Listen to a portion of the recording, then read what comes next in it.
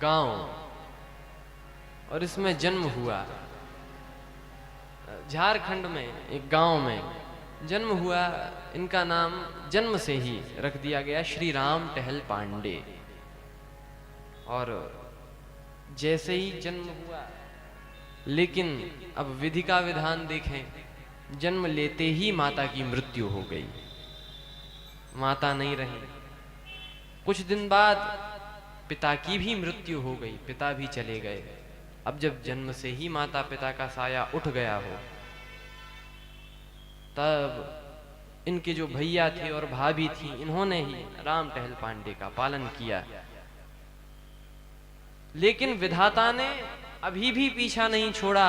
जब थोड़े और बड़े हुए तो एक चेचक नाम की बीमारी निकली, चिकन पॉक्स। उससे सब जगह निकली तो आंख फूट गई। अब तो आंखों से अंधे, दृष्टिहीन कोई नहीं। भैया भाभी पालन करते, माता पिता थे नहीं। सोचो, हम आप तो सोचते हैं भगवान ने बड़ा कष्ट दिया, बड़ा कष्ट दिया, और जिसको ऐसे कष्ट दिए हो। इस बालक को भगवान ने बड़े कष्ट दिए, लेकिन एक ऐसा गुण दिया। क्या का इस बालक को भगवान की कथा का चस्का लग गया। भगवान की कथा सुनने की आदत लग गई। जहां भी कथा होती गांव में, वहां ये राम टहल पांडे अवश्य सुनने जाते। अब ऐसे देखो, ये कथा का चस्का इसको लगा। थोड़े बड़े हुए, अब जिंदगी चल रही थी। एक दिन की बात, इनके गांव में एक कथा हुई। कथा में व्यास जी ने कथा सुनाई, और बड़ी सुंदर कथा। और राम टहल पांडे तो बड़ा मन लग गया। लेकिन 7 दिन कथा होती है, इसके आगे थोड़ा ही कथा होगी। कुछ दिन हुए, 7 दिन निकले। इसके बाद व्यास जी जब जा रहे थे तो राम टहल पांडे गए और कहा, व्यास जी आप जहाँ जाते हैं आप मुझे बता दिया करिए। मैं भले ही आंखों से दृष्टि बाधित हूँ, लेकिन जहाँ भी आप जाएंगे मैं आपकी चरण दबा दिया करूँगा, मालिश कर दिया करूँगा। मुझे तो बस भगवान की कथा सुनने को मिलती रहे। और जब इतना भाव देखा, व्यास जी भी रोने लगे। बोले कि नहीं नहीं, आपको ये सब करने की आवश्यकता नहीं है। आप तो बस आया करो कथा सुनने, जहां भी हो आप अवश्य आया करो। कुछ दिन के बाद इन्हें सूचना मिली कि गांव के पास ही उन्हीं व्यास जी की कथा हो रही है। गांव के पास 2 मील दूर एक दूसरे गांव में कथा हो रही है। तो राम टहल पांडे नित्य जाते। अब हैं आंखों से अंधे, जाएं कैसे? तो जैसे तैसे जाते, किसी से पूछ लेते, और उस गांव में पहुंचकर बड़ी सुंदर कथा रसपान करते। अब तो क्या कहना। एक दिन की बात, बैठे हैं, उठे सवेरे तो देखा आकाश में बादल छाए हुए हैं, बिजली चमक रही है। आज कथा में जाना है, लेकिन तूफान आ रहा है, मौसम डगमगा रहा है, और अब ऐसे में कथा कैसे सुनने जाऊं। लेकिन जिसको कथा सुनने का चस्का लग गया, जिनके श्रवण समुद्र समाना, वो उसको कौन कैसे रोके। तो अपनी भाभी से कहा, भाभी मैं कथा सुनने जा रहा हूँ। भाभी ने कहा कि अरे नहीं, आज आप मत जाइए, आज तो इतनी बारिश हो रही है, आज जाना बिल्कुल ठीक नहीं है, और आप दृष्टिबाधित कहाँ जाओगे, कहीं गिर गए तो कौन जाएगा। तो भाभी से थोड़ा ऊंची आवाज में बात कर दी, और क्या बोले कि भाभी देखिए मैं कथा सुनने तो जाऊंगा। जबकि भाभी ने बहुत रोका। राम टहल पांडे ने कहा कि बुरा दिन कौन सा है। हम लोग कहते हैं आज का दिन बहुत अच्छा गया, आज का दिन बहुत बुरा गया। ये बुरा दिन कौन सा? 100 दिन दुर्दिन नहीं, उदर को अन्न न पावे, उदिन न इंद्र उपल बरसाकर वज्र गिरावे।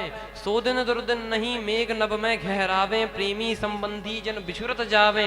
दुर्दिन नहीं विनीत कोई, जेहि विपति बखानिए, पर श्रवणन परे न हरि कथा, 100 दिन दुर्दिन जानिए। जब कानों में भगवान की कथा नहीं पड़ी, उस दिन को हमें बुरा दिन समझना चाहिए कि आज ये कैसा दिन रहा, व्यर्थ कि हमने भगवान की कथा नहीं सुनी। और जो ऐसा कहा, भाभी ने भी कह दिया कि फिर ऐसी बात है तो चले जाए। गुस्से में बोली, राम टहल पांडे नित्य भोजन लेकर जाते, आज भोजन चूंकि भाभी से थोड़ा झगड़ा हो गया तो भोजन भी नहीं लिया, ऐसे ही चल दिए। अब अंधे आदमी कहाँ जाए, तो जा तो रहे थे उसी दिशा में, लेकिन गलती से एक दूसरा रास्ता पकड़ लिया जो कि जंगल में जाता था। जब कुछ ही दूर गांव बचा तब दूसरे रास्ते में गए और जा रहे थे, दिखता तो था नहीं, मार्ग में एक अंधा कुआं, मतलब कोई पट्टी नहीं बनी थी उस कुएं पर, तो गए उसी में गिर गए। भगवान की कृपा, उसमें ज्यादा पानी तो नहीं था, बारिश के कारण थोड़ा बहुत, लेकिन सूखा ही था वो, पानी भर गया था बारिश के कारण, लग गई, चोट लग गई। और जब आसपास देखा कि मैं तो कुएं में गिर गया हूं, तब अश्रुपात करने लगे कि प्रभु ये तो सही नहीं है। क्या बोले, वहीं से बोले, प्रभु आपने मुझे घोर दुख दिया, दुख घोर दियो सब ही सुख छीनियो। देखो बचपन से तो इतने दुख मिले, आज तक कभी शिकायत नहीं की। हम कैसे लोग हैं जो इतनी इतनी बातों पर शिकायत करने चले जाते हैं भगवान से, कभी शिकायत नहीं की। लेकिन आज जब कुएं में गिरे तो कहने लगे, प्रभु ये तो मैं अन्याय समझता हूं। क्यों? कहा मात पिता बर बंधु लियो, अपने माता को ले लिया, पिता चले गए। मात पिता बर बंधु लियो, दुख घोर दियो सब ही सुख छीनियो। बड़ा दुख दिया और सारा सुख छीन लिया। ताहू पे दोष न देऊं तुम्हें, मैंने फिर भी आपसे कुछ नहीं कहा। जग में अंधरों अखियान सु कीन्यो, आंखें भी छीन ली। और जावे चले सुख भोग सबे, बर कूप में डार भले मोए दीन्यो। आपने आज कुएं में भी गिरा दिया, लेकिन इन सब का मुझे दुख नहीं है। लेकिन दुख विनीत यही दृगहीन सो, छीन कथा को वृथा दिन ली। मुझे दुख उन सब चीजों का तो नहीं लगा, लेकिन आपने कथा भी छीन ली प्रभु, ये तो अन्याय है। और जब ऐसा कहा, भगवान भी द्रवीभूत हो गए, आंखों से अश्रुपात करने लगे। नीचे आए और जो राम टहल पांडे को कुएं में देखा तो ऐसे बोले जैसे अभी अभी इस रास्ते से गुजरे। बोले अरे भैया यहाँ नीचे कौन है? तो आप राम टहल पांडे बोले, अरे अरे भैया आपकी बड़ी कृपा, आप मिल गए। मैं तो सामने जा रहा था, अगले गांव में जा रहा था, आप आए, मुझे कुएं से निकाल दो। भगवान ने कहा अब यहाँ कौन मिलेगा? कहा गांव वालों को बुला दो, कैसे भी मदद कर दो। तो भगवान ने कहा ठीक है, एक काम करो, ये हाथ हमारा पकड़ लो। अरे भैया हाथ कैसे पहुंचेगा? भगवान ने कहा हाथ कैसे पहुंचे? राम टहल पांडे बोले हाथ कैसे, ये तो कुआं है इतना बड़ा। भगवान ने कहा कुआं नहीं है, गड्ढा ही है, ये तो हाथ पकड़ कर निकाल लेंगे, तुम्हें कुआं लग रहा होगा। राम टहल पांडे ने कहा अच्छा, लेकिन आप मुझे खींच लेंगे, इस कुएं से निकाल लेंगे? भगवान मन ही मन बोले, अरे भक्त या कूप हित निवल न मोह विचार, केते जन भव कूप से मैंने दिए उबार। इस कूप की क्या बात है, भवकूप से हम निकालते रहे। ना, ना, ना। राम टहल पांडे, भगवान ने हाथ बढ़ाया, भगवान ने कहा पकड़ो मेरा हाथ।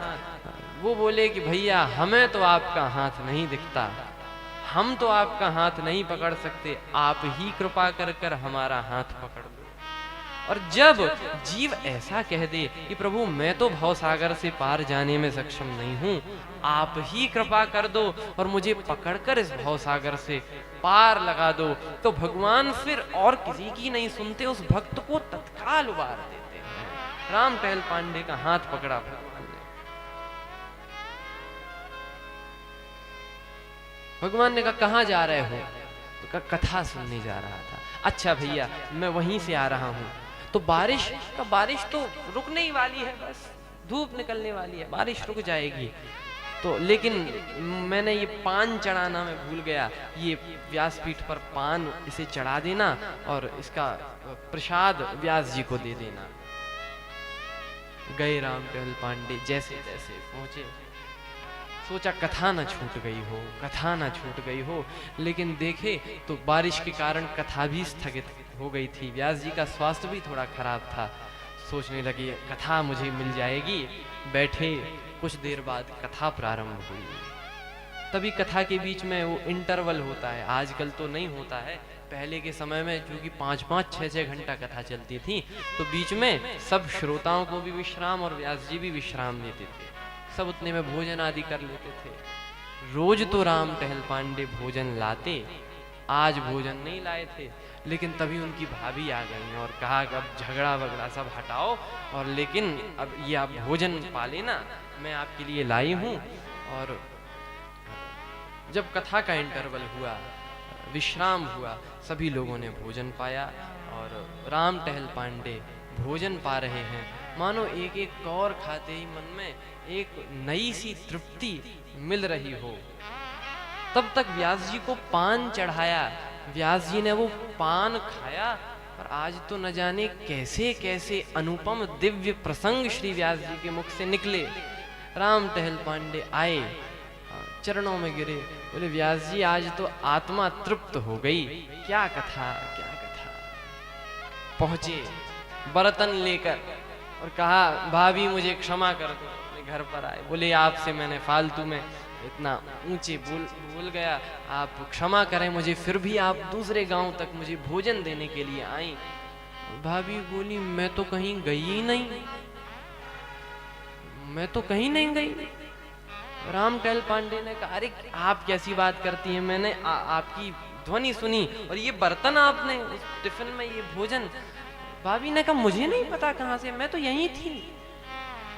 राम टहल पांडे ने सोचा कि शायद भगवान आए हों, लेकिन अगले दिन व्यास जी के पास गए और कहा व्यास जी वो मेरी भाभी आपने देखा? कहा हाँ देखा, भाभी आई थी तुम्हारी भोजन देने।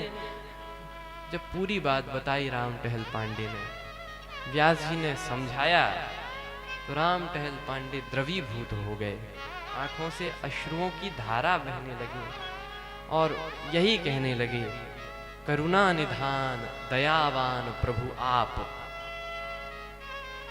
विपत्ति बिदारवे को बाह बढ़ावत हो, और कूपते निकारिके अपनो जन कृपा सिंधु, कथारस पान करिवे को पठावत हो, और पान मिस पुरानन प्रमाणिक प्रसंग दे के कथारस पान स्वयं मुखसों करावत हो, और लेस हु न लाज कमलेस जू लागत तुम्हें, भक्त हित भाभी को भेष धरी आवत हो।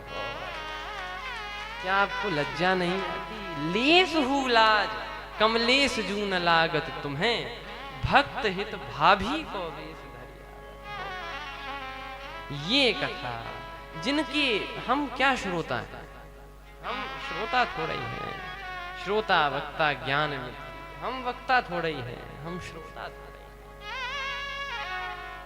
श्रोता वो जो कभी अघाए ना, जिनके